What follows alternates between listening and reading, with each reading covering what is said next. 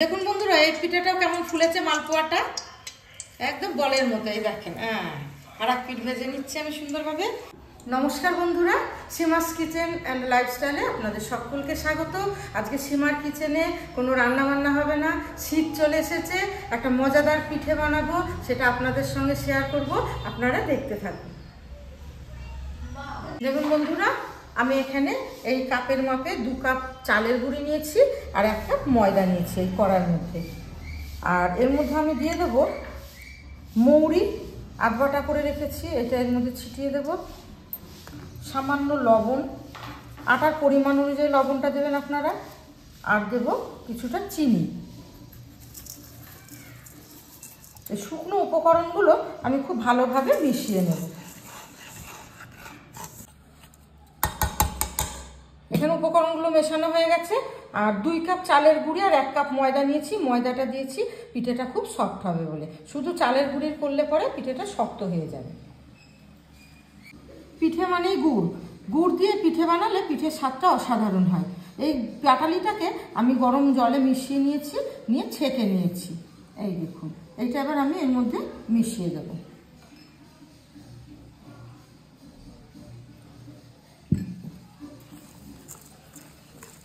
এই গ্লাসে উষ্ণ দুধ আছে, এটা আমি অল্প অল্প করে এই ব্যাটারের মধ্যে ঢালবো, প্রয়োজন অনুসারে ঢালবো। আর একটু লাগবে, আপনারা চাইলে এটা জল দিয়েও ব্যাটারটা তৈরি করে নিতে পারেন।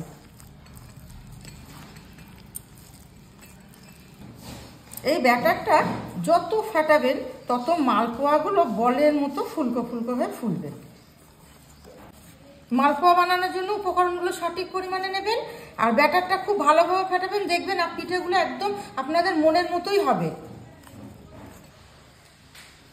এখন আমি এটা 10 মিনিট রেস্টে রাখবো। আর যেহেতু এখানে চালের গুঁড়ি দেওয়া আছে, এটা ব্যাটারটা ঘন হয়ে যেতে পারে। এরপরে আপনাদেরকে আমি দেখিয়ে দেবো যে ঘনত্বটা কিভাবে রাখতে হবে। 10 মিনিট হয়ে গেছে।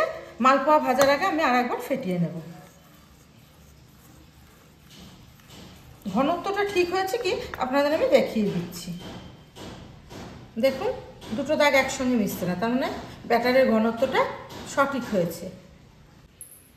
তেলটা ঠিকভাবে গরম হয়েছে কি একটু দেখে নিন।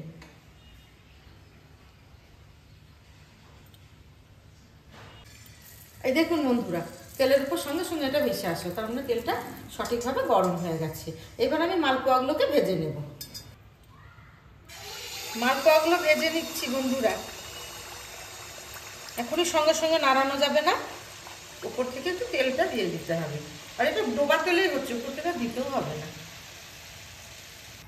দেখুন বন্ধুরা, কেমন ফুলে গেছে মালপোয়াটা, তার মানে ব্যাটারটা ভালো ফেটানো হয়েছে আর উপকরণগুলো সঠিকভাবে নেছে। দেখুন, এই দেখেন বলের মতো ফুলছে, দেখেছেন, একদম বলের মতো ফুলেছে। এটাকে আমি এবার সঠিকভাবে ভেজে নিচ্ছি। ভাজা হয়ে গেছে, এবার আমি তুলে নিচ্ছি। দেখুন কতটা বলের মতো ফুলেছে। আর এই ছাঁকনির মধ্যে তেলটা ছেঁকে নিচ্ছি। আর একটা পিঠে ছেড়ে দিলাম। দেখুন বন্ধুরা, এই পিঠাটাও কেমন ফুলেছে মালপোয়াটা, একদম বলের মতো। এই দেখেন, আর এক পিঠ ভেজে নিচ্ছি আমি সুন্দরভাবে।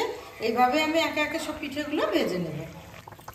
পিঠেগুলো এতটাই ফুলছে, দেখো, দেখুন বন্ধুরা, উপর দিয়ে দেখেন ফুটো ফুটো লাগছে, জালিদার হচ্ছে, ভিতরে ভেঙে দেখাবো কেমন জালিদার হয়েছে। সব মালপোয়াগুলো ভেজে নিয়েছি। দেখুন বন্ধুরা কতটা জালিদার হয়েছে পিঠেটা। ভিডিওটি ভালো লাগলে সাবস্ক্রাইব করে আমাদের পাশে থাকুন।